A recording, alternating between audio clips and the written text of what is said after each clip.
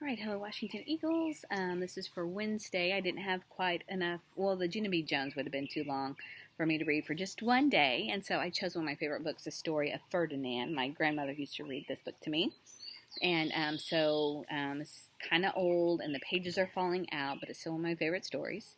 So let's read The Story of Ferdinand by Monroe Leaf, and the drawings are by Robert Larson. Once upon a time in Spain,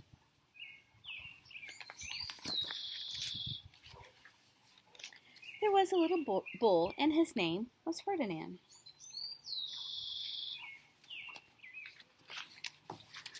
All the other bulls he lived with would run and jump and butt their heads together. But not Ferdinand.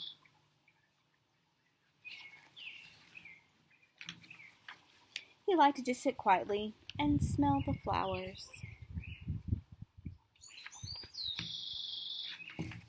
He had a favorite spot out in the pasture under a cork tree.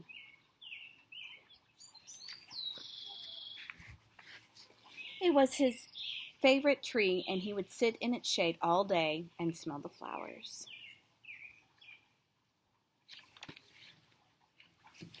Sometimes his mother, who was a cow, would worry about him. She was afraid he would be lonesome all by himself. "Why don't you run and play with the other little bulls and skip and butt your head?" she would say. But Ferdinand would shake his head. "I like it better here where I can just sit quietly and smell the flowers." His mother saw that he was not lonesome, and because she was an understanding mother, even though she was a cow, she let him just sit there and be happy.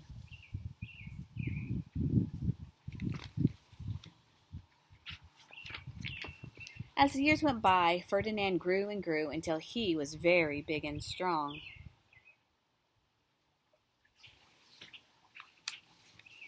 All the other bulls who had grown up with him in the same pasture would fight each other all day.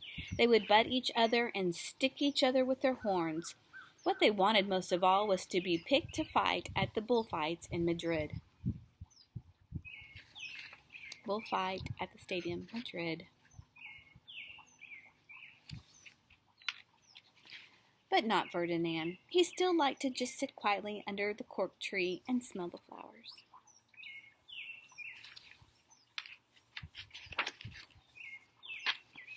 One day, 5 men came in very funny hats to pick the biggest, fastest, roughest bull to fight in the bullfights in Madrid. All the other bulls ran around, snorting and butting, leaping and jumping, so the men would think that they were very, very strong and fierce and pick them.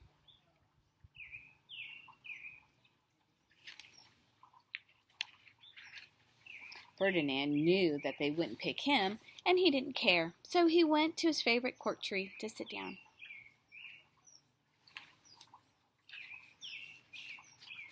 He didn't look where he was sitting, and instead of sitting on a nice cool grass in the shade, he sat on a bumblebee.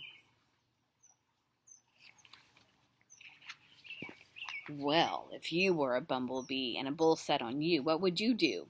You would sting him, and that's just what that bee did to Ferdinand. Wow, did it hurt? Ferdinand jumped up with a snort. He ran around puffing and snorting, butting and pawing the ground as if he were crazy. The 5 men saw him, and they shouted with joy. Here was the largest and fiercest bull of all, just the one for the bullfights in Madrid. So they took him away for the bullfight day in a cart.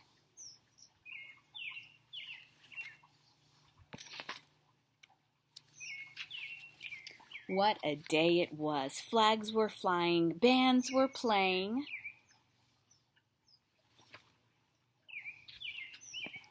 And all the lovely ladies had flowers in their hair.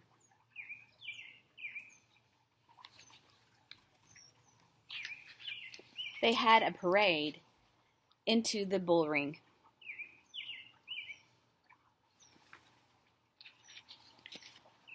First came the bandoleros with their long sharp pins with ribbons on them to stick in the bull and make them mad.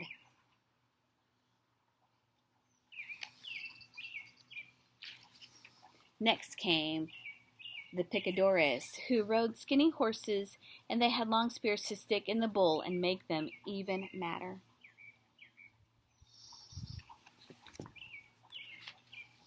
Then came the matador, the proudest of all. He thought he was very handsome and bowed to the ladies. He had a red cape and a sword and was supposed to stick the bull last of all.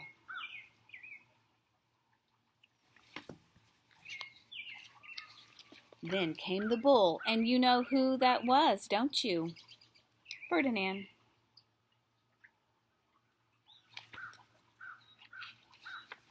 They called him Ferdinand the Fierce, and all the bandoleros were afraid of him, and the picadors were afraid of him, and the matador was scared stiff.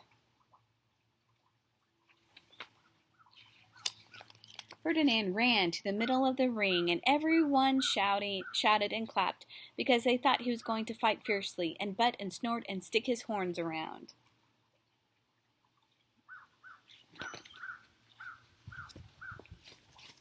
But not Ferdinand.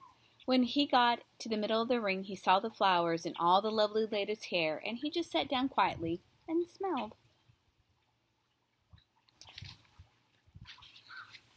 He wouldn't fight and be fierce no matter what they did. He just sat and smelled, and the bandoleros were mad, and the picadors were madder, and the matador was so mad he cried because he couldn't show off his cape and sword.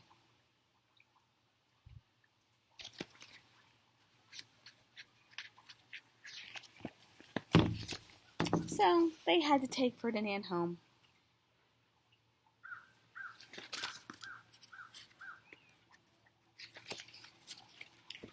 And for all I know, he is sitting there still under his favorite cork tree, smelling the flowers, just quietly. He is very happy.